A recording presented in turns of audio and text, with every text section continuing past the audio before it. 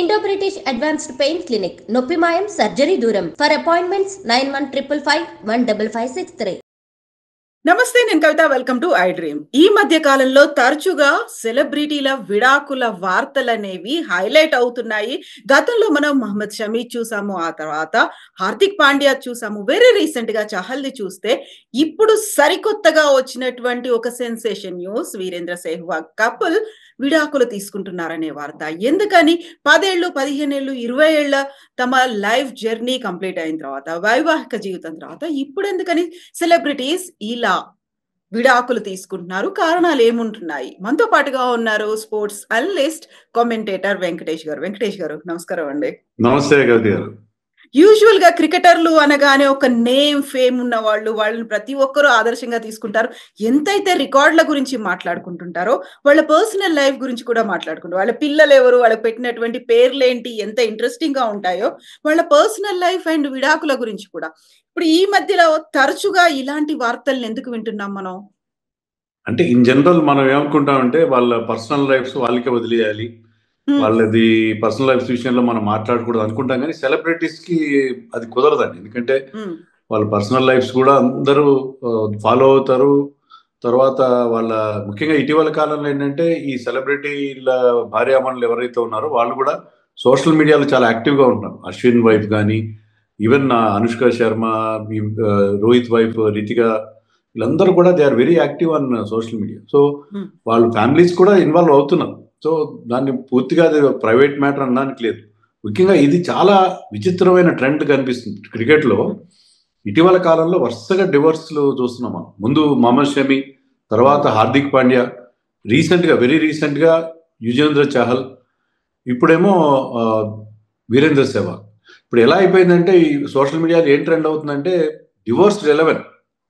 అంటే క్రికెట్ లో డైవర్స్ తీసుకున్న వాళ్ళు 11 ఒకటి తయారు చేసేసారు. దాంట్లో ఇంకా దినేష్ కార్తిక్ లా గతంలో విడాకులు తీసుకున్న వాళ్ళు, వినోద్ కాంబ్లీ, వీళ్ళందరూ కూడా ఉన్నారు.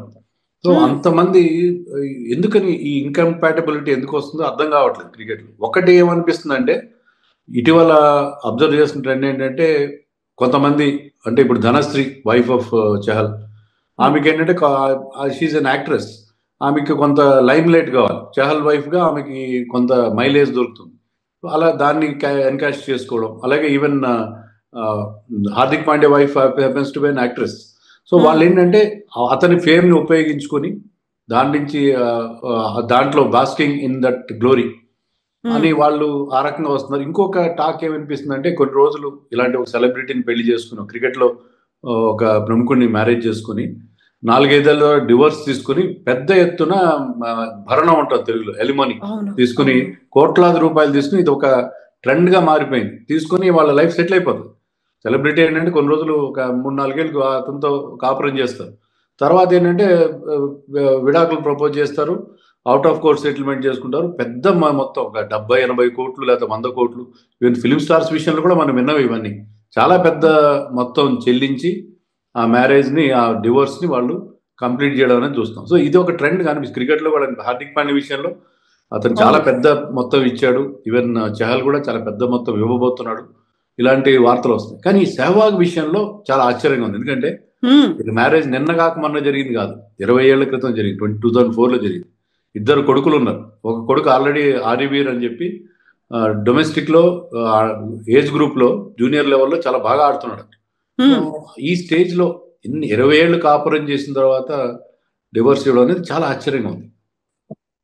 సో అందులో కూడా మీరు చెప్పినట్టుగా ఒక నేమ్, ఫేమ్ కావాలనో లేకుంటే డబ్బు వస్తుందనేదో అనుకుంటే నిజంగా కావలసినటువంటి దానికంటే ఒక నెగటివ్ గానే ఎక్కువ పోర్ట్రే అవుతున్నట్టు కనిపిస్తుంది కదా. అందులో ఎంతసేపు వాళ్ళ క్రికెటర్ తో వైఫ్ గా ఉన్నది, ఆ తర్వాత వాళ్ళు బయట తిరిగి వచ్చిందో, రికార్డ్స్ షేర్ చేసుకుందో, దీనికంటే కూడా అభిమానులు మామూలుగా ట్రోల్ చేయరు కదా. దానికి సంబంధించి నెగటివ్ పబ్లిసిటీ ఉంటుంది, హ్యాష్ ట్యాగ్స్ అనేవి ట్రెండ్ అవుతూ ఉంటాయి. అందులో మళ్ళీ బలైపోతున్నారా లేకుంటే వాళ్ళని పాపం అయ్యో సాఫ్ట్ కార్నర్ అనేది వస్తుందా అనేది, ఇది ఇక్కడ డబుల్ ఎడ్జ్ లాగా కనిపిస్తుంది కదా ఇలాంటి వ్యవహారాలన్నీ కూడా. కవిత గారు, ఇప్పుడు ఎనీ పబ్లిసిటీ ఇస్ పబ్లిసిటీ అండి. ఇప్పుడున్న అది నెగటివా పాజిటివ్ అనేది ఎవరు చూడట్లేదు. నెగిటివ్ పబ్లిసిటీ వచ్చినా రెడీగా ఉన్నారు. కొంతమంది మన ఫిల్మ్ డైరెక్టర్స్ వాళ్ళు ఉన్నారు, నెగిటివ్ పబ్లిసిటీ చూసుకుంటారు వాళ్ళు. సో నెగిటివ్ పబ్లిసిటీ వచ్చిన ఏదో రకంగా విజిబిలిటీ ఉండాలి, ఏదో రకంగా వార్తల్లో ఉండాలి అనే పరిస్థితిలో నెగిటివా పాజిటివ్ అనేది ఎవరు ఆలోచించట్లేదు. నెగిటివ్ పబ్లిసిటీ ఆల్సో పబ్లిసిటీ, ఏదో రకంగా వార్తల్లో ఉండాలి, ఏదో రకంగా మనం న్యూస్లో ఎక్కాలి అని ఆలోచించే వాళ్ళు ఉంటారు. సో అవన్నీ ఆ వాల్యూస్ లేకపోతే నెగిటివ్ పబ్లిసిటీ రావడం వల్ల వాళ్ళు ఏదో బాధపడడం అన్నీ పోయినాయి, అన్నీ పూర్తిగా పోయినాయి. సో ఇప్పుడు ఏంటంటే ఏదో ఒక రకంగా మనం మీడియాలో, ముఖ్యంగా సోషల్ మీడియాలో హైలైట్ కావాలని ఆలోచిస్తున్నారు. సో అది పెద్ద ఇష్యూ కాదని నేనైతే అనుకుంటున్నాను పర్సనల్గా. సో ఆ టైంలో ఉన్నటువంటి ఫ్లక్చువేషన్స్ బాగా లో ఉంటుంది, పర్ఫార్మెన్స్ మీద విపరీతమైనటువంటి ఎఫెక్ట్ పడుతుంది. ఆ తర్వాత ఏదైతే డిస్టర్బింగ్ గా ఉన్నటువంటి ఆ మ్యారిటల్ లైఫ్ నుంచి కొంచెం దూరం అయిన తర్వాత, డైవోర్స్ తీసుకున్న తర్వాత పర్ఫార్మెన్స్ బాగా పెరిగింది అనేది షమి దగ్గర చూసాము, హార్దిక్ పాండ్యా విషయంలో కూడా చూసాం కదా. బట్ వీరేంద్ర సెహ్వాగ్ అంటే ఒక కూల్ పర్సనాలిటీ, ఇన్నేళ్ల తర్వాత ఇలా జరగడం అనేది కూడా దాన్ని అంత లైట్ తీసుకోవాలా, ఆ తర్వాత నెక్స్ట్ ఏంటి అనేది, పిల్లలు కూడా క్రికెట్ ఆడేంత స్టేజ్కి వచ్చారు అనుకున్నప్పుడు. సో ఇక్కడ డిఫరెంట్ వర్షన్స్ అనేవి కూడా వినిపిస్తుంటాయి కదా. అదేనండి, కారణం అర్థం కావట్లేదు. మీరు చెప్పినట్టుగా మొహమ్మద్ షమి అయితే డివోర్స్ తర్వాత అంటే అతనికి రిలీఫ్ వచ్చినట్టుగా ఉంది, తర్వాత అతను బాగా పర్ఫామ్ చేయడం మనం చూసాం. ఈవెన్ హార్దిక్ పాండ్యా కూడా డివోర్స్ తర్వాత వరల్డ్ కప్ విన్లో చాలా కీలకమైన రోల్ ప్లే చేశారు.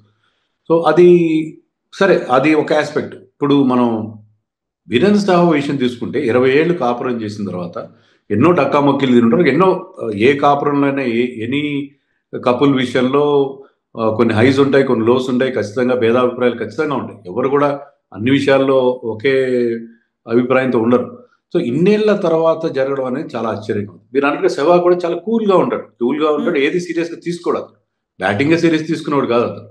సో అలాంటి కూల్గా ఒక హ్యాపీ గో లక్కీ క్యారెక్టర్గా ఉండే సెహ్వాగ్ విషయంలో జరిగిందంటే చాలా బలమైన కారణం ఉండుంటుంది. ఇద్దరు పిల్లలు పుట్టి వాళ్ళు కూడా ఒక పర్టికులర్ ఏజ్కి వచ్చిన తర్వాత పేరెంట్స్ విడిపోవడం అంటే చాలా సీరియస్ మ్యాటర్, అది మామూలు విషయం కాదు. అది వాళ్ళ పిల్లల మీద కూడా ఎఫెక్ట్ పడుతుంది.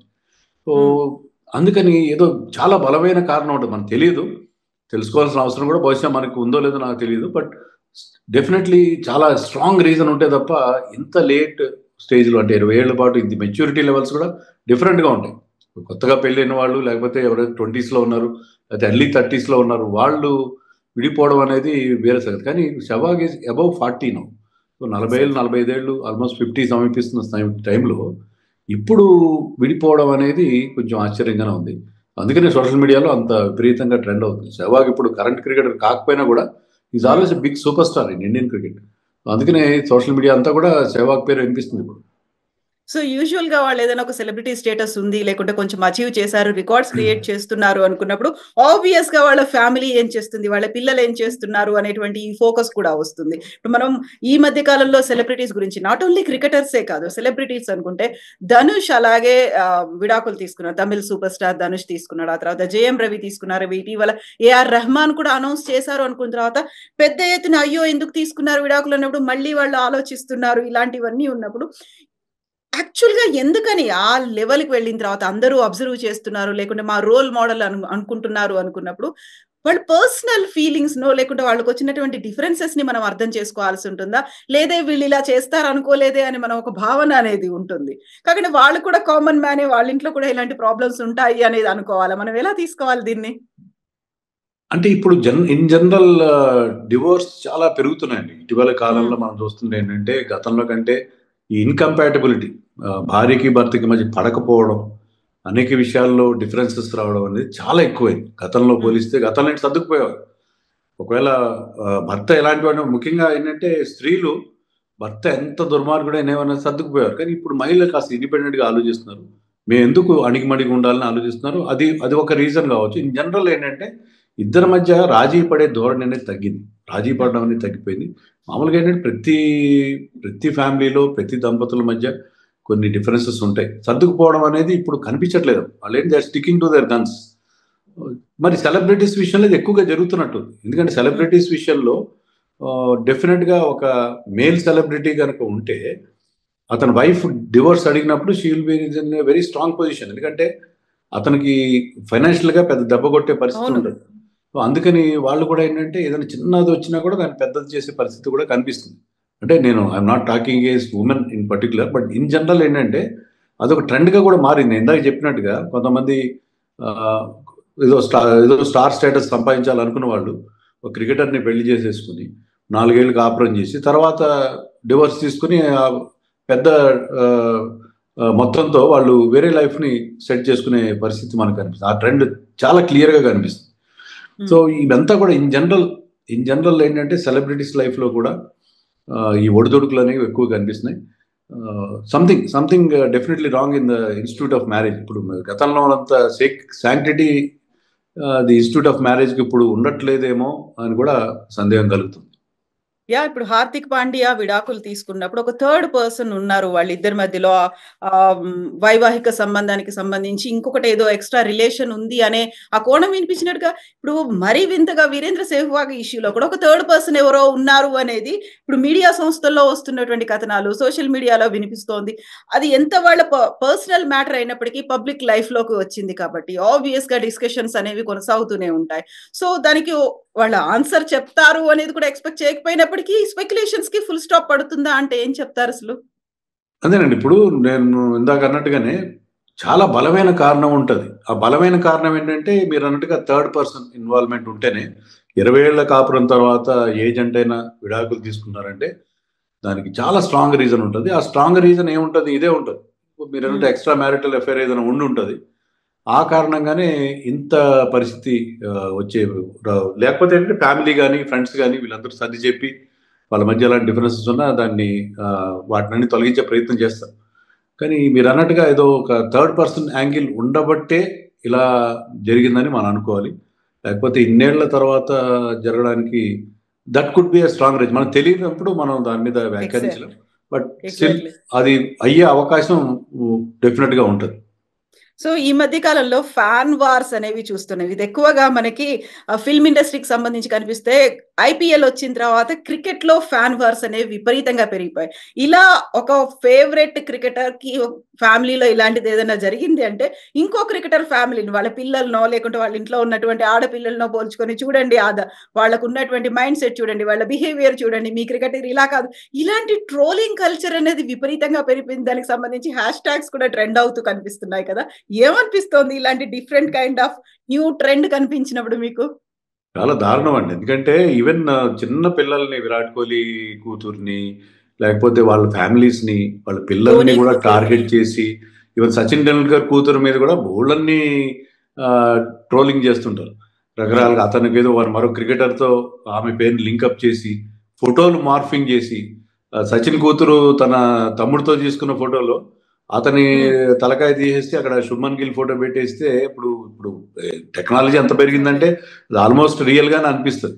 ఇలాగా వాళ్ళ ఫ్యామిలీస్ కూడా వదిలిపెట్టట్లేదండి. చాలా అన్యాయమైన విషయం ఏంటంటే వాళ్ళ ఫ్యామిలీస్ లో వాళ్ళ పిల్లల్ని, మామూలుగా ఏంటంటే క్రికెటర్స్ అందరూ కూడా వాళ్ళ ఫ్యామిలీస్ కి ఆ ప్రైవసీ ఉండాలని కోరుకుంటారు. ఈ మధ్య ఆస్ట్రేలియాలో కూడా విరాట్ కోహ్లీ ఎయిర్పోర్ట్ లో ఉంటే ఆస్ట్రేలియా టీవీ వాళ్ళు అతని పిల్లల ఫోటోలు తీస్తుంటే అతను చాలా సీరియస్ గా దాన్ని అబ్జెక్షన్ చేశాడు. వాళ్ళ ఫ్యామిలీస్ ప్రైవసీ ఉండాలి, వాళ్ళ ప్రైవసీని కాపాడాలని ప్రయత్నం చేస్తారు. కానీ ఇప్పుడు అలాంటిది కుదరట్లేదు. ఎందుకంటే వాళ్ళ పిల్లల్ని, వైఫ్ని, పిల్లల్ని అందరినీ కూడా మీడియాలో, సోషల్ మీడియాలో లాగి వాళ్ళ మీద దారుణమైన కామెంట్స్ చేస్తున్నారు. చాలా చాలా డేంజరస్ ట్రెండ్ ఇది.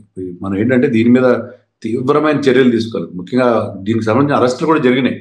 ఇప్పుడైతే విరాట్ కోహ్లీ కూతురు విషయంలో మన తెలుగు రాష్ట్రాలకు చెందిన ఒక వ్యక్తి చేస్తే అతను అరెస్ట్ కూడా చేశారు. సో ఇలాంటి చిన్న పిల్లల్ని వాళ్ళని కూడా వదిలిపెట్టకపోవడం అనేది చాలా చాలా అన్యాయం, చాలా దారుణమైన పరిస్థితి. సోషల్ మీడియాలో కీబోర్డ్ మీ చేతిలో ఉంది, కానీ ఏది తోస్తే అది మేము మాట్లాడతాం, ఏది చూస్తే అది మేము దీంట్లో పెడతామంటే, పబ్లిక్ డొమైన్లో పెడతామంటే that is not correct. It's not at all correct. వాళ్ళ ఫ్యామిలీలో గుడ్ అయినా బ్యాడ్ అయినా ఏదైనప్పటికీ కూడా ఓవర్ గా ఇంటర్వ్యూన్ అయిపోయి, మనమే ఇంటర్ఫియర్ అయిపోయి దానికి సంబంధించినటువంటి భాష్యాలు సోషల్ మీడియాలో చెప్తూ ఉండేసరికి అక్కడ వాళ్ళకి ప్రైవసీ కాదు కదా, కనీసం ఏది ఎక్స్ప్రెస్ చేయడానికి వీలు కూడా లేని పరిస్థితి ఏర్పడుతోంది ఇప్పుడు మనకు. యాజ్ ఇట్ ఈస్ గా మనం దాన్ని తీసుకునే పరిస్థితిలోకి వెళ్ళలేదు ఇంకా. డెఫినెట్ గా. ఇప్పుడు అయితే ఇక్కడ ఏంటంటే నేను ఇందాక చెప్పినట్టుగా వీళ్ళు ప్రతి క్రికెటర్ కూడా ఒక పిఆర్ ఏజెన్సీని నడిపిస్తున్నారు. పిఆర్ ఏజెన్సీ వాళ్ళు చేసి వాళ్ళ పిఆర్ ఏజెన్సీ ద్వారా వాళ్ళు ఆపరేట్ చేయడం, వాళ్ళ వైఫ్స్ చాలా వరకు వాటిని రన్ చేయడం, దాంట్లో ఏంటంటే వాళ్ళ పిఆర్ మీద డిపెండ్ అవుతున్నారు. మీరు పిఆర్ కావాలనుకున్నప్పుడు మీకు పాజిటివ్ పబ్లిసిటీ వస్తుంది, అట్ ది సేమ్ టైం మీరు ఎప్పుడైనా ఏదైనా కొంచెం కామెంట్ కాస్త ప్రతిమించినప్పుడు నెగిటివ్ పబ్లిసిటీ కూడా వస్తుంది, దానికి కూడా సిద్ధపడాలి. సో ఇది ఒక డబుల్ ఎడ్జ్డ్ వెపన్ లాగానే ఉన్నది. వీళ్ళు కూడా ఎక్కువగా పిఆర్ మీద డిపెండ్ అవుతున్నారు. ఇప్పుడు క్రికెటర్ గ్రేట్నెస్ ఎలా ఎలా కౌంట్ చేస్తున్నారంటే అతను ఎన్ని రన్స్ చేశాడు, ఎలా పర్ఫామ్ చేశాడు కాకుండా ఇన్స్టాగ్రామ్లో అతనికి ఎంతమంది ఫాలోయర్స్ ఉన్నారు అనేది కూడా ఈవెన్ సెలెక్టర్స్ కూడా పట్టించుకుంటున్నారు. సో ఇన్స్టాగ్రామ్లో అతనికి 1 మిలియన్ ఫాలోయర్స్ ఉన్నారంటే ఈజ్ వెరీ గ్రేట్ క్రికెటర్ అన్నట్టుగా ఒక ఫీలింగ్ వచ్చింది. సో సెలబ్రిటీస్ వాళ్ళ స్థాయిని ఇప్పుడు కొలమానం ఏంటంటే ఇన్స్టాగ్రామ్లో వాళ్ళకున్న ఫాలోయర్స్, సోషల్ మీడియాలో వాళ్ళకున్న ఫాలోయింగ్ అనేది వస్తుంది. చాలా డేంజరస్ ట్రెండ్ ఇది. ఈ డేంజరస్ ట్రెండ్ నుంచి మనం బయటపడాల్సిన అవసరం ఉంది. సో డయానా మరణించినప్పుడు అప్పుడు వచ్చినటువంటి వర్డ్ పాపరాజీ అనేది ఎంత వెంట పడుతున్నారు అనేది. ఇప్పుడు కూడా సెహ్వాగ్ అండ్ ఆర్తి వాళ్ళు ఆ కప్పులు విడిపోతున్నారు అనుకున్నప్పుడు ఇన్స్టాగ్రామ్ లో ఒకరినొకరు అన్ఫాలో చేసుకున్నారు. ఈ ట్రెండ్ అనేది కంటిన్యూస్ గా ఎవరెవరు ఏంటి, ఎవరిని ఫాలో అవుతున్నారు, ఎవరు ఎందుకు అన్ఫాలో అవుతున్నారు, ఏ పోస్టులు డిలీట్ చేస్తున్నారు, అంత టైం ఉంటుందా వాటి గురించి అంత ఫోకస్ పెట్టి దాని గురించి ఆలోచించుకునేంతగా? అప్పుడు డయానా టైంలో పాపరాజీ అంటే అది ఓన్లీ మీడియా, అది మెయిన్ స్ట్రీమ్ మీడియా ఉండేది. ఇప్పుడు ఈ సోషల్ మీడియాలో వీళ్ళకి ఇలాగే పని పాట లేని వాళ్ళు చాలా మంది పోగవుతున్నారు. వాళ్ళు ఏంటంటే ఇలా చూస్తారు, ఎవరు అన్ఫాలో అయ్యారు, ఏం చేసి ఎంత నిశ్చితంగా చూస్తారంటే వాళ్ళ తెలివితేటలన్నీ ఇలాంటి నెగిటివ్ యాక్టివిటీకి ఉపయోగిస్తారు. సో వాళ్ళు చాలా తెలివితేటలు ఉంటాయి, వీళ్ళకి ఉంటాయి. దాన్ని ఏంటంటే వాళ్ళు పాజిటివ్ వైపు కాకుండా ఇలా నెగిటివ్ వైపు ఛానలైజ్ చేసి ఇలాంటివన్నీ క్రియేట్ చేస్తున్నారు. సో ఈ సోషల్ మీడియాలో ఏది వచ్చినా కూడా you have to take it with pinch of salt. మీరు ఇమీడియట్గా దాన్ని మీరు ఫేస్ వాల్యూలో తీసుకునే పరిస్థితి లేదు. దాన్ని మీరు ఫ్యాక్ట్ చెక్ చేయాల్సిన అవసరం కూడా ఉంది.